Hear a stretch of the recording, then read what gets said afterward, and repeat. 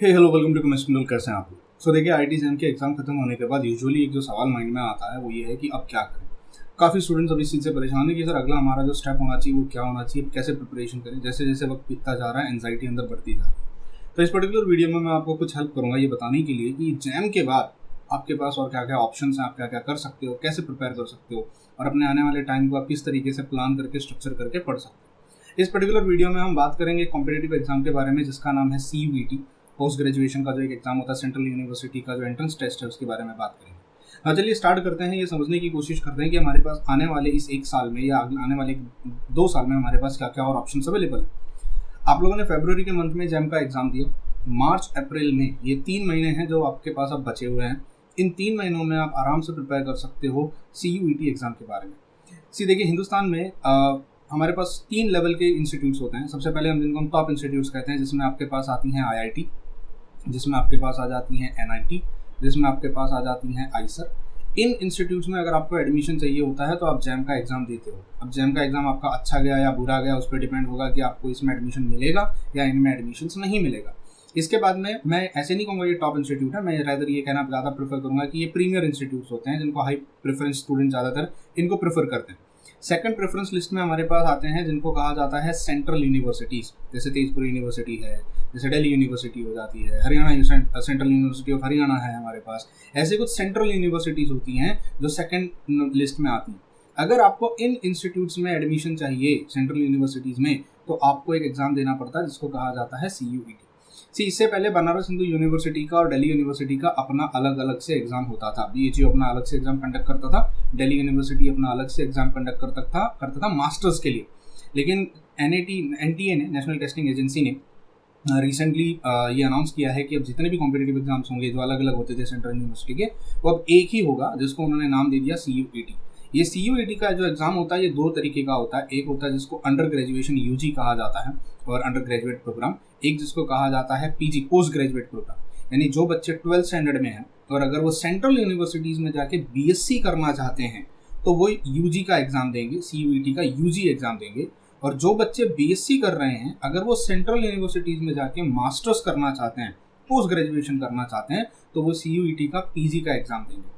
इस साल जो PG का एग्ज़ाम होने वाला है वो जून के महीने में होगा CUET का। इस एग्ज़ाम में अगर आप क्वालिफाई करते हो, अच्छे नंबर अच्छे मार्क्स लेके आते हो, तो हिंदुस्तान में जो सेंट्रल यूनिवर्सिटीज़ हैं, कुछ सिलेक्टेड यूनिवर्सिटीज़ हैं जो CUET के मार्क्स को एक्सेप्ट करती हैं, आप उनमें एडमिशन ले सकते हो। तो अब आपका जो नेक्स्ट टारगेट होना चाहिए वो ये होना चाहिए कि मार्च अप्रैल में ये 3 महीने में ईमानदारी से पढ़ाई करेंगे और जून के महीने में CUET PG का एग्ज़ाम हम देंगे। CUET PG के फॉर्म्स अभी तक रिलीज़ नहीं हुए हैं। इनके रिलीज़ होने की जो डेट होगी वो मार्च के फर्स्ट वीक में या मार्च महीने में रिलीज़ होते हैं, तब आप फॉर्म्स वगैरह भर सकते हो। जो एग्ज़ाम होगा जून के फर्स्ट वीक में होगा। कुछ अनाउंसमेंट्स आई हुई हैं। ये जो 2022 के बेसिस पे मैं आपको यहाँ पे इस पर्टिकुलर वीडियो में कुछ इन्फॉर्मेशन देने वाला हूँ, क्योंकि 2023 के वाउचर्स या इन्फॉर्मेशन बुलेटिन वगैरह अभी तक कुछ रिलीज़ नहीं हुआ है। जैसे वो रिलीज़ हो जाएगा उसके बारे में मैं आपको सारी इन्फॉर्मेशन बाद में एक और वीडियो बना के दे दूँगा। फिलहाल 2022 को रेफरेंस रखते हुए हम यहाँ पे बातें करेंगे ताकि आप अपने प्रिपरेशन को स्टॉप ना करें और अपनी प्रिपरेशन चलती रहे। अब सबसे पहला सवाल ये उठता है कि इन इंस्टीट्यूट्स में CUET एग्जाम में वो कौन से यूनिवर्सिटीज़ हैं। ठीक है, हम CUET के बारे में थोड़ी देर के बाद बात करते हैं। पहले थोड़ा सा आगे और फ्लोशीट में ले लेते हैं उन बच्चों के लिए स्पेशली जो भी कन्फ्यूजन में है कि हमारा जैम खराब गया, अब हमें गैप लेना चाहिए या नहीं लेना चाहिए। कुछ बच्चे ये सोच रहे हैं कि हम जैम वापस से देंगे, 1 साल का गैप ले लेते हैं और 2024 में दोबारा IIT जैम का एग्ज़ाम देंगे और फिर हम IITs के लिए ट्राई करेंगे। तो यहाँ पे उन बच्चों को मैं एक सजेशन ये देना चाहता हूँ, देखो आप अपना ईयर वेस्ट मत कीजिए। अगले साल जैम का एग्ज़ाम अच्छा ही जाएगा, इसकी कोई गारंटी नहीं है, इसकी प्रोबेबिलिटी 50-50% है। हो सकता है इस बार आपने बहुत मेहनत करी हो लेकिन आपका एग्ज़ाम किसी रीजंस की वजह से अगर ख़राब गया हो, क्या गारंटी है कि नेक्स्ट ईयर का एग्ज़ाम बहुत अच्छा जाएगा और आपका IIT में सिलेक्शन हो जाएगा। अनफॉर्चुनेटली इन वर्स्ट सिचुएशन अगर मान लीजिए नेक्स्ट ईयर का भी एग्ज़ाम अगर आपका ख़राब गया तो फिर आप ना घर के रहोगे ना घाट के रहोगे, 1 साल भी बर्बाद हो जाएगा और आपको कहीं पे एडमिशन भी नहीं मिलेगा और अगले साल फिर आप किसी नॉर्मल यूनिवर्सिटी में एग्जाम एडमिशन के लिए भागोगे। इसीलिए यहाँ पे मैं उन सारे स्टूडेंट्स को एक सजेशन देना चाहता हूँ मेरी तरफ से। आई डोंट नो ये सजेशन सही है या गलत है, और मुझे ये भी नहीं पता ये सजेशन मुझे एक्चुअली देना चाहिए या नहीं देना चाहिए, बट एक सजेशन मेरी तरफ से ये होगा कि आपका अगर जैम का एग्ज़ाम खराब गया है, सबसे पहला टारगेट अभी जो आपके पास है वो है 3 महीने के बाद CUET का एग्ज़ाम। आप CUET के एग्ज़ाम की फुल जोर तैयारी से प्रिपरेशन कीजिए। कैसे करना है, CUET एग्जाम की डिटेल्स में आने वाले वीडियो में भी थोड़ा आपको मैं धीरे धीरे बता देता हूँ। CUET का एग्जाम अगर मान लीजिए आप क्वालिफाई कर लेते हो, अच्छा रैंक ले आते हो, तो यूँ समझ लीजिए सितंबर के महीने तक आपका मास्टर्स में सिलेक्शन हो जाएगा। कहीं ना कहीं आप MSc कर रहे होगे और आपका MSc में सिलेक्शन हो जाएगा अगर CUET का एग्जाम अच्छा गया है तो। और सितंबर तक हमें ये भी पता चल जाएगा कि हमारा जैम का रिजल्ट, आप यूँ समझ लीजिए अगस्त और सितंबर का ये 2 महीने होंगे जहाँ पर आपको पता चल जाएगा कि आपका IIT में, NIT में, आईसर में सिलेक्शन होगा या नहीं होगा, आपका CUET का एग्जाम कैसा गया, आपका किसी सेंट्रल यूनिवर्सिटी में सिलेक्शन होगा या नहीं होगा। यहाँ तक आपकी पिक्चर पूरी क्लियर हो जाएगी। तो अगस्त और सितंबर तक आपको टेंशन नहीं लेनी है, क्योंकि अब आपके हाथ में वहाँ कुछ भी नहीं है। आप CUET की तैयारी कीजिए, एग्जाम दीजिए और बस वेट कीजिए। एक और एडवाइस देना चाहूँगा, अगर अगस्त सितंबर तक आपके यूनिवर्सिटीज़ के 3rd ईयर के एग्जाम भी खत्म हो जाएंगे मोस्ट ऑफ द टाइम और उनके रिजल्ट्स आ जाएंगे, आप एक काम कीजिएगा, अगस्त सितंबर तक आप किसी अपने आसपास के कॉलेज में भी MSc में एडमिशन ले लीजिएगा। कहीं पर भी, आपको एक नॉर्मल यूनिवर्सिटी में या नॉर्मल कहीं पर भी कॉलेज में भी। अगर मान लीजिए जैम में सिलेक्शन हो जाता है, आप बाद में वो एडमिशन कैंसिल कर सकते हो। अगर किसी सेंट्रल यूनिवर्सिटी में सिलेक्शन हो जाता है, आप वो एडमिशन जो आपने नॉर्मल यूनिवर्सिटी में कहीं पे लिया होगा, आप वो कैंसिल कर सकते हो। अब ये एडवाइस सही नहीं है बेसिकली, क्योंकि आप एक सीट बर्बाद कर रहे हो। आपकी जगह कोई एक डिजर्विंग कैंडिडेट जा सकता था, ये मैं लॉजिक लगा सकता हूँ, बट सी आप ईयर वेस्ट करने से तो फिर मैं कहूँगा वो बेटर होगा कि आप कहीं एडमिशन ले लो। क्योंकि इन केस अगर कहीं जैम में सिलेक्शन नहीं हुआ, अगर सेंट्रल यूनिवर्सिटीज़ में कहीं सिलेक्शन नहीं हुआ, तो एटलीस्ट आपके पास किसी नॉर्मल यूनिवर्सिटी में आपका MSc का एडमिशन रहेगा। अब आप सोचोगे सर क्यों हम नॉर्मल यूनिवर्सिटी में MSc क्यों करें, हमें तो IITs में NITs में ही जाना था। तो यहाँ मैं आपको ये कह सकता हूँ, मान लो इस साल वो सिचुएशन में जैम में सिलेक्शन नहीं होता, सेंट्रल यूनिवर्सिटी में नहीं होता, अगर आपके पास MSc में एडमिशन होगा, MSc में कहीं पर भी हिंदुस्तान में कहीं भी चले जाइएगा, MSc का फर्स्ट सेमेस्टर या फर्स्ट ईयर का जो सिलेबस होता है वो आपके जैम और CUET में आपने जितना पढ़ा है वो उतना इनफ होता है उन फर्स्ट सेमेस्टर सेकंड सेमेस्टर को पास करने के लिए। यानी MSc पार्ट 1 जो होती है वो इतनी डिफिकल्ट नहीं होती अगर आपने CUET का और जैम का प्रिपरेशन ईमानदारी से किया है। तो इन केस अगर आपका कहीं सिलेक्शन नहीं होता है तो आप एटलीस्ट MSc में आप एडमिशन लेके रखोगे और अपनी पढ़ाई कंटिन्यू रखोगे MSc वहीं पे। आपके पास अक्टूबर नवंबर होगा, दिसंबर में CSIR नेट का एग्ज़ाम आएगा। अब इससे फ़ायदा ये होगा, गैप लेने से बेटर अगर आप गैप ले लेते हो तो आप दिसंबर के महीने में CSIR नेट का एग्ज़ाम नहीं दे पाओगे, क्योंकि आपका MSc में एडमिशन नहीं हुआ है। लेकिन अगर आपने कहीं तो एडमिशन ले लिया है, मास्टर्स में कहीं पर भी MSc में एडमिशन ले लिया है, तो एटलीस्ट आप दिसंबर के महीने में CSIR नेट क्वालिफाई करने के लिए एलिजिबल हो जाते हो। तो इन केस अगर आपका CUET या जैम क्वालिफाई नहीं भी होता है और आपने कहीं पे एक नॉर्मल यूनिवर्सिटी में भी MSc में एडमिशन ले लिया है, तो आप दिसंबर के महीने में CUET का CSIR नेट का एग्ज़ाम के लिए अपीयर कर सकते हो। अब ये बहुत बड़ी बात है, क्योंकि जैम क्वालिफाई करके आप IIT जाओगे, CUET क्वालिफाई करके भी आप सेंट्रल यूनिवर्सिटी जाओगे, CSIR नेट क्वालिफाई कर लेते हो, पहला अटैम्प्ट आपका होगा, आपकी पढ़ाई मिस नहीं हुई है, आप कंटिन्यूटी में हो, क्योंकि आपने फैब के बाद 3 महीना पढ़ाई करके CUET की तैयारी करी थी। उसके बाद आप अपनी पढ़ाई जारी रखिएगा CSIR नेट के पॉइंट ऑफ व्यू से, ताकि इसी साल दिसंबर में आप कहीं ना कहीं तो एडमिशन आपका हो ही जाएगा, या तो IITs में, NITs में, सेंट्रल यूनिवर्सिटी, आप CSIR नेट के लिए एलिजिबल हो जाओगे। अगर मान लीजिए CSIR नेट क्वालिफाई नहीं होता है, किसी रीजंस की वजह से नहीं हो पाता है, आप अपना मास्टर्स की पढ़ाई तो जारी रख रहे हो, आप अगले साल फरवरी में फिर से IIT जैम का एग्जाम दे दीजिए। ये अब उन बच्चों के लिए कह रहा हूँ जिनको बस IIT चाहिए ही चाहिए किसी भी कीमत पे। वो चाहते हैं कि एटलीस्ट IITs NIT जो नाम के लिए जाना चाहते हैं, भाई नहीं मुझे जाना ही है, मुझे तो बस IIT NIT आईसर का टैग चाहिए, आप CSIR नेट की तैयारी कीजिए। अब फरवरी में फिर से जैम दे दीजिए। मान लीजिए ये फरवरी का जैम आप क्वालिफाई कर लेते तो गैप लेने से बेटर है आप अपनी पढ़ाई भी जारी रखिए। आपके पास सारे ऑप्शंस अवेलेबल होते हैं, आप CUET भी दे रहे हो, आपने MSc में भी एडमिशन ले लिया, आप उस वजह से आप नेट के लिए भी एलिजिबल हो जाते हो। फिर आप नेक्स्ट ईयर से अब आप बोलोगे सर मैं MSc करते हुए जैम का एग्ज़ाम दे सकता हूँ क्या? हाँ भाई दे सकते हो, क्यों नहीं दे सकते। आपने MSc में एडमिशन ले लिया तो मैं तो आज भी मेरा तो MSc ख़त्म हो गया, मैं अभी भी जाके जैम का एग्ज़ाम दे सकता हूँ। जैम का एग्ज़ाम देने से आपको कोई नहीं रोक सकता है, आपका ग्रेजुएशन हो गया है ना, आप एग्ज़ाम दे सकते हो। आप फरवरी में जाके दोबारा जैम का एग्ज़ाम दे दीजिए, और एग्ज़ाम देने के बाद अगर आप उसमें पास हो जाते हो तो आप अपना यहाँ आपने जहाँ पर भी एमएससी में एडमिशन लिया होगा उसको कैंसिल करवा दीजिएगा और फिर आप चले जाइएगा आईआईटी एनआईटी आईसर में। इससे फ़ायदा क्या होता है, कुछ बच्चे ये सोच रहे होंगे सर क्यों झंझट करना है, एमएससी में एडमिशन ही क्यों लेना है, हम डायरेक्ट एग्जाम की तैयारी करते हैं नेक्स्ट ईयर की। यहाँ मैं सिर्फ ये समझाना चाह रहा हूँ कि इनकेस अगर मान लीजिए नेक्स्ट ईयर भी जैम का एग्ज़ाम आपसे क्वालिफाई नहीं होता है तो अनवांटेड आप अपना कंपटीशन बढ़ा रहे हो। एटलीस्ट अगर आप एमएससी में एडमिशन ले लेते हो कहीं पे तो आप इतनी तो गारंटी रहेगी कि अगर मैं नेक्स्ट ईयर क्वालिफाई नहीं कर पाया तो कम से कम मेरा एमएससी तो नहीं बर्बाद होगा, कहीं से भी कर लूँगा, एमएससी तो कर लूँगा। और उससे एक और फ़ायदा क्या होगा, आप दिसंबर में सीएसआईआर नेट के लिए भी एलिजिबल हो जाओगे। अगर आप गैप लेते हो तो आप सीएसआईआर नेट का एग्ज़ाम फिर नेक्स्ट ईयर के जून में दोगे, क्योंकि सीएसआईआर नेट का एग्ज़ाम देने के लिए आपको ये दिखाना पड़ता है कि आपने एमएससी में एडमिशन ले लिया है। तो ये एक एडवाइस है जो मैं मेरी तरफ से इन बच्चों को देना चाहता हूँ जो अभी कन्फ्यूजन में है। तो आप ऐसे मत सोचिए कि जैम का एग्जाम खराब हो गया तो हमारे सारे ऑप्शंस खत्म हो गए। सी हम सबको पता है अल्टीमेट ऑप्शन हमारे पास होता है सीएसआईआर नेट क्वालिफाई करना। आप आईआईटी में चले जाओ, आप एनआईटी में चले जाओ, आप आईसर में चले जाओ, अल्टीमेट गोल होता है सीएसआईआर नेट क्वालिफाई करना। और आप सोचिए अगर आपने अभी जैम का प्रिपेयर, आपका पहला एग्जाम होगा शायद जैम, और आपने अभी अभी फ्रेशली सिलेबस को पढ़ा है, आपका ताज़ा सिलेबस है, आप उसे अभी ख़त्म मत कीजिए, उसको जारी रखिए। पहला टारगेट रखिए सीयूईटी के एग्जाम का, फिर कहीं नहीं हुआ तो आप एमएससी में कहीं तो एडमिशन ले लीजिए, अगर वो नहीं हुआ तो सीएसआईआर नेट की आप तैयारी करोगे, क्योंकि सिलेबस वही है। सीएसआईआर नेट के सिलेबस में सीयूईटी के सिलेबस में कोई फ़र्क ज़्यादा नहीं है, केमिस्ट्री वही होगी, बस सिर्फ आप यूँ समझ लीजिए एक्स्ट्रा ऐड हो जाता है, कम कुछ नहीं होगा, सिर्फ एक्स्ट्रा ऐड होगा। तो अगर इतना सिलेबस आईआईटी जैम का था वही सिलेबस आपका सीयूईटी का होगा, उसमें थोड़ा सा ऐड हो जाएगा सीएसआईआर नेट के लिए, तो ये पूरा सिलेबस अब सीएसआईआर नेट का हो जाएगा। तो आपको कहीं घाटा नहीं होगा पढ़ाई करने से, जो आपने जैम के लिए प्रिपेयर किया है वही यहाँ भी काम आएगा और वही इसी कॉम्पिटिटिव एग्जाम में भी काम आएगा। तो उम्मीद करता हूँ ये जो मैंने आपको समझाया ये समझ में आया होगा जो मैं कहना चाहता हूँ। इससे एटलीस्ट आपका साल बर्बाद होने की जो प्रोबेबिलिटी है वो कम हो जाएगी। अगले साल अगर जैम में सिलेक्शन नहीं भी होता है तो आप अपना मास्टर्स फिर कंटिन्यू कर सकते हो, आपके दोनों हाथ भरे होंगे। गैप ले लेने से आप सिर्फ जैम पे डिपेंडेंट हो जाते हो, अगर जैम हुआ तो ठीक है, नहीं तो फिर वो एक और साल बर्बाद, फिर ऐसे करते करते आपके 2 साल बर्बाद हो जाएंगे और अल्टीमेटली आपको कहीं आगे फिर एमएससी कहीं दूसरी जगह पे ही करनी पड़ेगी। इससे बेटर है कि आप इस प्लान के साथ चलिए, एटलीस्ट आपका साल बर्बाद कहीं पर नहीं होगा।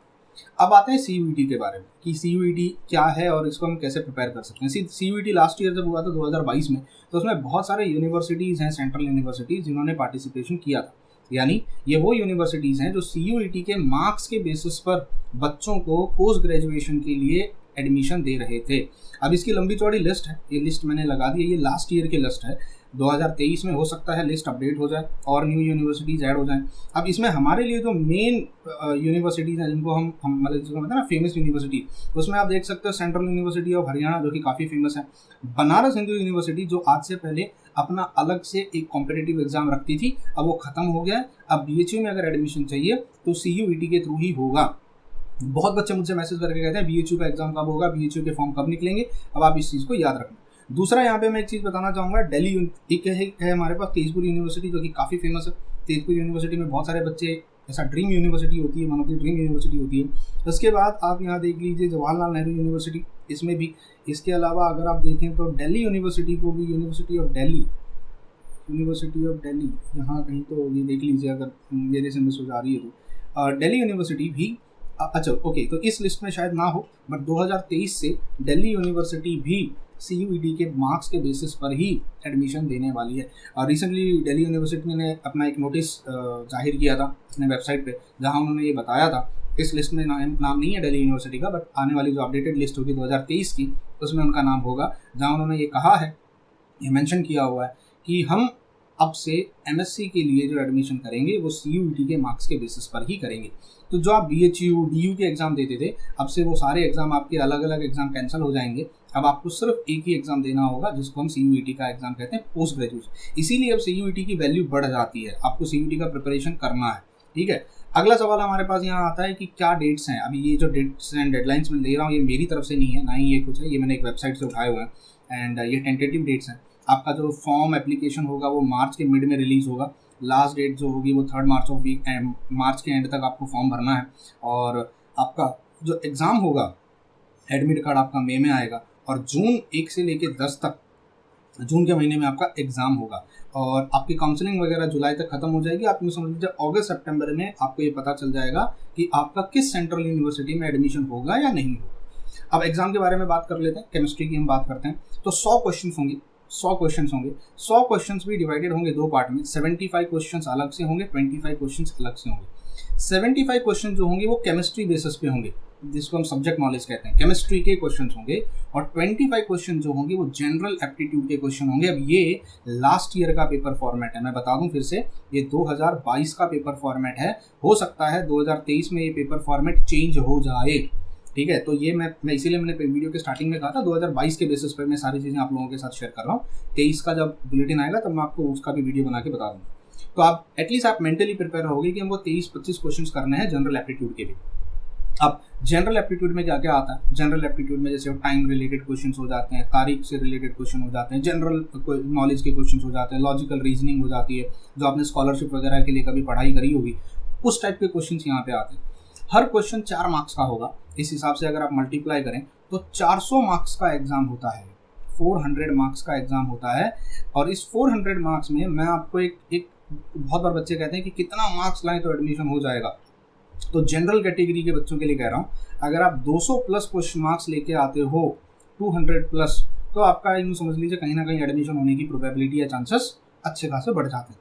तो आपको 75 क्वेश्चन केमिस्ट्री के, 25 क्वेश्चन जनरल नॉलेज के सॉल्व करने हैं। यहाँ पर एक कैची पॉइंट ये है कि हर क्वेश्चन में अगर आपने रॉन्ग आंसर किया तो -1 होगा। यहाँ पे मैंने मार्किंग स्कीम के बारे में ये मैंने वहाँ से निकाला हुआ है। यहाँ पे -1 will be deducted for total score अगर आपने इनकरेक्ट रिस्पॉन्स दिया तो। हर एक क्वेश्चन का, हर क्वेश्चन पे नेगेटिव मार्किंग है, तो यहाँ पे बहुत सोच समझ के आपको सॉल्व करना है। हर क्वेश्चन पे नेगेटिव मार्किंग होगी। अब बाकी का यहाँ से रीड कर लीजिए, आपको समझ में आ जाएगा। तो आई होप आपको क्वेश्चन पेपर पैटर्न समझ में आया।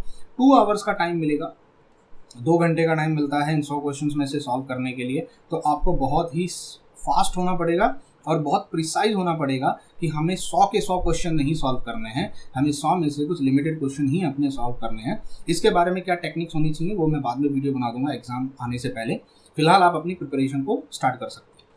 दूसरा है यहाँ पे CUET के, मैंने यहाँ पे कैसे कैसे स्कोर होगा। देखो कुछ यूनिवर्सिटीज़ होंगी जो 400 में से टोटल, क्योंकि अगर आप देखो 400 में से 300 मार्क्स आपके केमिस्ट्री के हैं, 300 मार्क्स आपके केमिस्ट्री के हैं, और 400 में से 100 मार्क्स आपके GK के हैं, जनरल एप्टीट्यूड GA जिसको मैं कहता हूँ, ठीक है, जनरल एप्टीट्यूड।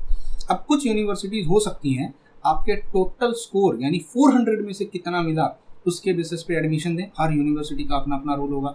और कुछ यूनिवर्सिटीज़ हो सकती हैं आपको 300 में से आपने कितना स्कोर किया उस पर आपको एडमिशन दें। यानी वो अब यूनिवर्सिटी टू यूनिवर्सिटी डिपेंड करता है। यहाँ पे उन्होंने लिख दिया था university can draw merit list based on total score और only on the score achieved in section 2 the domain knowledge section. तो ये उन्होंने बोल्ड लेटर्स में लिख दिया है, ये डिपेंड करता है। तो आप कोशिश कीजिएगा कि आप अपने केमिस्ट्री वाले सेक्शन में मैक्सिमम मार्क्स स्कोर करें। इन केस अगर नॉलेज वाले सेक्शन से आपका सिलेक्शन होना होगा तो एटलीस्ट आपके वहाँ मार्क्स ज़्यादा आएंगे। इसीलिए मैं बच्चों को कहना चाहता हूँ, इनकेस अगर मान लीजिए आपका GA में मार्क्स थोड़े कम भी हो जाते हैं, आप प्रिपेयर ढंग से नहीं भी कर पाते हो, तो इतनी टेंशन मत लीजिएगा। अपनी केमिस्ट्री में मैक्सिमम स्कोर करने की कोशिश कीजिएगा ताकि आप अपनी एलिमिनेशन की प्रोबेबिलिटी को एलिमिनेट कर सको, ठीक है। आगे अगला है सिलेबस क्या होगा। अब इन्होंने जो सिलेबस दिया हुआ है बहुत क्रूड तरीके से दिया हुआ है। ये भी मैंने इनकी जो आपका CUET का 2022 का वाउचर है, मैंने उसमें से ही सिलेबस निकाला हुआ है। अब बहुत क्रूड तरीके से इन्होंने दे दिया है। आप टोटली इस सिलेबस पे डिपेंड नहीं कर सकते। आप ये नहीं कह सकते कि सिर्फ यहीं से क्वेश्चन आएंगे। इन ये लिमिटेड टॉपिक्स होते हैं। इन्होंने सिर्फ ऊपर से बताया कि भाई देखो हम यहाँ से हम क्वेश्चन पूछेंगे, आप पढ़ के प्रिपेयर रखो। इनऑर्गेनिक केमिस्ट्री में अगर आप देखो तो मोटे तौर पे अगर मैं आपसे कहूँ तो आपको जो आपने जैम के लिए प्रिपेयर किया है, 6 बड़े टॉपिक्स होते हैं जैम के लिए, जिसमें सबसे पहले आता है पीरियोडिक टेबल। आपको पूरा पीरियोडिक टेबल जो आपने IIT जैम के लिए प्रिपेयर किया है वो। फिर आपके पास आ जाता है केमिकल बॉन्डिंग, आपको ये प्रिपेयर करना है। फिर आपके पास आ जाता है एसिड बेस केमिस्ट्री, ये प्रिपेयर करना है। फिर आपके पास आ जाता है कोऑर्डिनेशन केमिस्ट्री, आपको ये प्रिपेयर करना है। इसके लास्ट में अगर आप देखोगे तो इन्होंने यहाँ पूरा कोऑर्डिनेशन केमिस्ट्री के बारे में दे दिया है। आपको पूरा जितना आपसे हो सके कोऑर्डिनेशन केमिस्ट्री उतना पढ़ के जाइएगा। मेन टॉपिक्स हम बाद में आपको बता देंगे क्या क्या इंपॉर्टेंट है, ठीक है। उसके बाद में आ जाता है ऑर्गेनोमेटेलिक्स। ये आपके मेन मेन 5 टॉपिक्स हैं। इसके अलावा अगर आपको फुर्सत मिलती है या पढ़ने का, क्योंकि अगर आप यहाँ देखोगे आपको यही मेन मिलेंगे। इसके बाद आप यहाँ पे पढ़ सकते हो मेन ब्लॉक्स, जिसको S&P ब्लॉक कहते हैं, मेन ब्लॉक्स आप पढ़ सकते हो। डी ब्लॉक, F ब्लॉक पढ़ने की इससे ज़्यादा ज़रूरत नहीं है, यहाँ पे उतना इन्होंने कुछ पूछा नहीं है। अगर आप ढंग से रीड करोगे तो आपको समझ में आएगा कि ज़्यादातर क्वेश्चन जो होंगे या ज़्यादातर एम्फेसिस जो किया हुआ है periodic bonding acid weight coordination पर ही ज़्यादा वेट दिया हुआ है। इन 4 टॉपिक्स को तो आप ईमानदारी से पढ़ के जाइएगा, प्रोबेबिलिटी अच्छे स्कोर करने की बढ़ जाएगी। अगर टाइम मिलेगा, क्योंकि कोऑर्डिनेशन पढ़ के हो जाता है तो ऑर्गेनोमेटेलिक पढ़ना भी आसान हो जाता है, आप ऑर्गेनोमेटेलिक्स को भी प्रिपेयर कर लीजिएगा। तो ये तो सिलेबस हो गया मोटे मोटे तौर पे इनऑर्गेनिक केमिस्ट्री का। आप आराम से इसको रीड कर सकते हो, पॉज करके मुझे आप देख सकते हो कि क्या क्या इंपॉर्टेंट टॉपिक यहाँ पे मेंशन है। आते हैं फिजिकल केमिस्ट्री पे ना। फिजिकल केमिस्ट्री भी अगर आप देखोगे मोटे मोटे तौर पे इन्होंने वैसे ही डिवाइड किया हुआ। सबसे पहले आपके पास आता है थर्मो। अगर आप देखो ये पूरा, ये जो यहाँ से लेके यहाँ तक अगर आप देखो, heat of reaction, enthalpy, second law, concept of entropy, ये पूरा एंट्रोपी चेंज, थर्ड लॉ, ये देखो आधे से ज़्यादा इन्होंने पूरा जूल थॉमसन यहाँ तक ये पूरा थर्मोडायनामिक्स। मतलब यूँ समझ लीजिए आपको थर्मो बहुत अच्छे से करना है। थर्मो के साथ साथ आप गैसीय स्टेट भी पढ़ लीजिएगा, क्योंकि बहुत सारे जो थर्मो के कॉन्सेप्ट्स हैं, गैसीय स्टेट के कॉन्सेप्ट हैं, वो थर्मो से डिराइव होते हैं। आप गैसीय स्टेट भी पढ़ सकते हैं। यहाँ से आपका स्टार्ट होता है Miller indices, symmetry, Brevis lattice, यानी आपका अगला टॉपिक यहाँ से स्टार्ट होता है सॉलिड स्टेट। तो सॉलिड स्टेट केमिस्ट्री अब यहाँ पे आ जाती है, ठीक है। यहाँ से आपका सॉलिड स्टेट खत्म हो जाता है। फिर ionisation of weak acid, pH, यानी आपको अब पढ़ना है आयोनिक इक्विलिब्रियम। जितना आप आयोनिक इक्विलिब्रियम को पढ़ सकते हो उतना पढ़ लीजिएगा, आपके लिए बेटर होगा, ठीक है।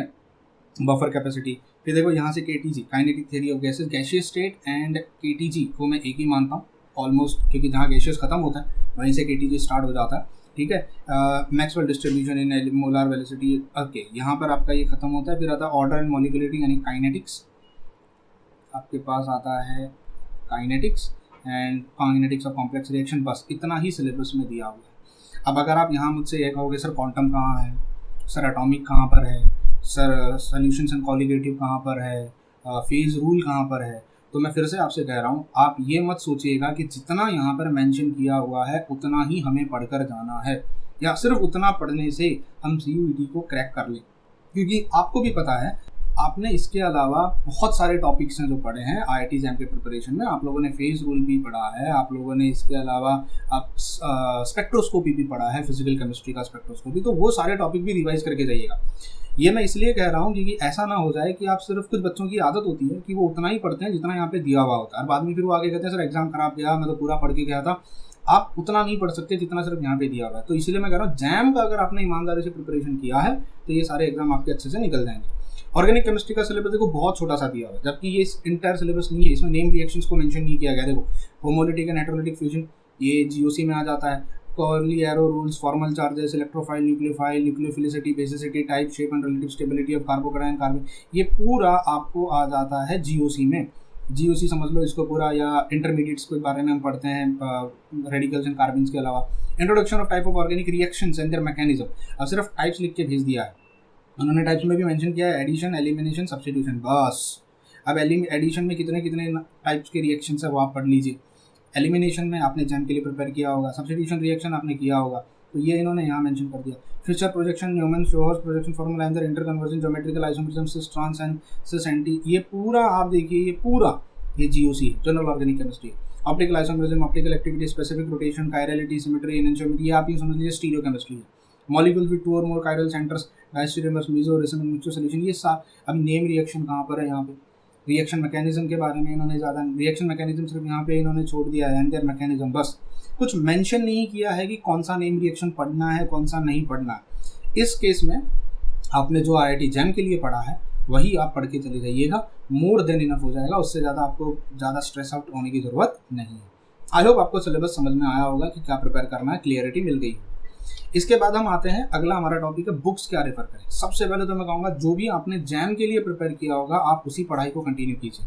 आपने कहीं यूट्यूब से पढ़ा होगा, या कहीं कोचिंग क्लासेस में लगाया होगा, या सेल्फ स्टडी किया होगा, या किसी ऑनलाइन कोर्सेज के साथ अगर आप जुड़े होगे, जैसे हमारे बैच के साथ अगर आप जुड़े हो, आरंभ के साथ, या कहीं और किसी के साथ भी जुड़े हो, आप अपनी प्रिपरेशन वहीं पर जारी रखिएगा। IIT जैम का जो आपने पढ़ाई किया था उतना ही सिलेबस दोबारा रिवाइज कीजिए। दोबारा जो गलतियाँ आपने जैम में करी उन गलतियों को ओवरकम करने की कोशिश कीजिए। फिर भी मैं आपसे कहूँगा, देखो ऑनेस्टली स्पीकिंग 3 महीने में बुक्स किसी काम की नहीं है। आप इन 3 महीने में कितनी ही कोशिश कर लीजिए, अगर आप ये सोचोगे कि मैं रेफरेंस बुक से पढ़ लूँगा और मेरी पढ़ाई हो जाएगी, 3 महीने में आप कितनी रेफरेंस बुक्स पढ़ोगे, कितने कॉन्सेप्ट आप निकालोगे। तो ये वक्त नहीं है रेफरेंस बुक पढ़ने का, ये वक्त है कि आपने जो अपने लास्ट मोमेंट रिवीजन नोट्स कहीं तो बनाए होंगे, किसी कोचिंग आपने साल भर कुछ तो मेहनत करी होगी, आप अपने लास्ट मोमेंट रिवीजन नोट्स को रिवाइज कीजिएगा। कोशिश कीजिएगा कि जो भी आपने कोचिंग क्लासेस के नोट्स वगैरह आपने लिए हैं या खुद के बनाए हुए हैं, उन्हीं को मल्टीपल टाइम्स रिवाइज कीजिए, फॉर्मूला लिस्ट रिवाइज कीजिए, प्रीवियस ईयर क्वेश्चंस को सॉल्व कर लीजिए। अब अगर CUET के प्रीवियस ईयर आपको मिल जाते हैं तो बहुत अच्छी बात है, वरना जैम के और गेट के, BHU DU के प्रीवियस ईयर क्वेश्चन जो आपको मिलेंगे उनको सॉल्व करना शुरू कर दीजिए, इनफ हो जाएगा। आप कोई बुक्स बता दीजिए प्रीवियस ईयर क्वेश्चंस की, गूगल पे सर्च कीजिए, अमेजन पे सर्च कीजिए, आपको दुनिया भर की बुक्स मिल जाएंगी ऑनलाइन, आपको PDF वगैरह कोचिंग क्लासेस के नोट्स वगैरह सब अवेलेबल हैं। आप BHU के, DU के, IIT जैम के, CUET के प्रीवियस ईयर क्वेश्चन डाउनलोड कर लीजिए और आप उनसे सॉल्व करना स्टार्ट कर दीजिए। फिर भी कुछ बच्चे अगर ये कहेंगे कि नहीं सर किताबें ही बताइए, हम किताबों से ही पढ़ेंगे, तो मैं यहाँ कुछ बुक्स का नाम सजेस्ट कर देता हूँ।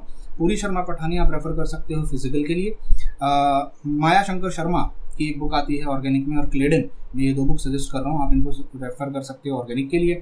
JD ली, हुई, अजय कुमार, इनको आप रेफ़र कर सकते हो इनऑर्गेनिक के लिए। अब ऐसा नहीं है कि क्वेश्चन यहीं से आएंगे, ये मेरी तरफ से बताई गई हुई बुक्स हैं, अगर आपके पास कोई और किताब है तो आप वहाँ से भी प्रिपेयर कर सकते हो। अब कुछ क्वेश्चन बच्चे पूछेंगे कि सर जनरल एप्टीट्यूड के लिए हम क्या करें, GA के लिए हम कौन सी बुक करें, तो मैं एक बुक सजेस्ट करता हूं जो मैंने 2017 में CSIR नेट की प्रिपरेशन करते समय, क्योंकि अगर आपको याद हो पहले 2017 में इवन 2020 तक CSIR नेट में एक सेक्शन आता था जिसमें एप्टीट्यूड के क्वेश्चन पूछे जाते थे।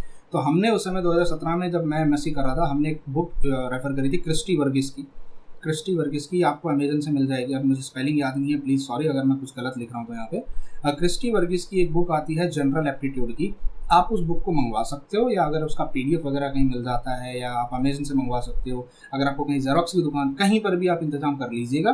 क्रिस्टी वर्गिस की बुक अगर आपको कहीं पे मिल जाती है तो आप इस बुक से पढ़ाई कर सकते हो। अभी ऐसा नहीं है कि सिर्फ यही बुक बेस्ट है, ये मैं मेरी तरफ से सजेस्ट कर रहा हूँ क्योंकि मुझे ये पता है। इस बुक में काफ़ी शॉर्ट तरीके से, उन्होंने मुझे कोई पैसा नहीं दिया उनकी पब्लिसिटी करने के लिए, ठीक है, it's not a paid promotion, but it's really a good book. आप इस बुक को रेफ़र कर सकते हो, वो अमेजन पे भी अवेलेबल है उनकी ये बुक, आप वहाँ से मंगा सकते हो। तो उम्मीद करता हूँ इस वीडियो से कुछ हद तक मैं आपको गाइड कर पाया। इस वीडियो के बाद भी अगर आपके माइंड में कोई डाउट्स या कोई सवालात आपके जहन में रह जाते हैं तो आप प्लीज़ कमेंट करके मुझे बता दीजिएगा, मैं कमेंट में आपको रिप्लाई करने की कोशिश करूँगा। एंड प्लीज़ हो सके तो इस वीडियो को शेयर कीजिए, जितना हो सके शेयर कीजिए, क्योंकि जैसे आपकी सिचुएशन है वैसे ही बहुत सारे बच्चों की इस समय सिचुएशन है और हम कंपटीशन को बढ़ा नहीं रहे हैं, रेदर हम एक दूसरे की हेल्प कर रहे हैं। तो आप जितना हो सके इस वीडियो को शेयर कीजिए ताकि बाकी के जो बच्चे हैं एटलीस्ट उनको भी एक ऑथेंटिक एंड जेन्युइन गाइडेंस मिल सके। ठीक है, till then bye, take care and God bless you.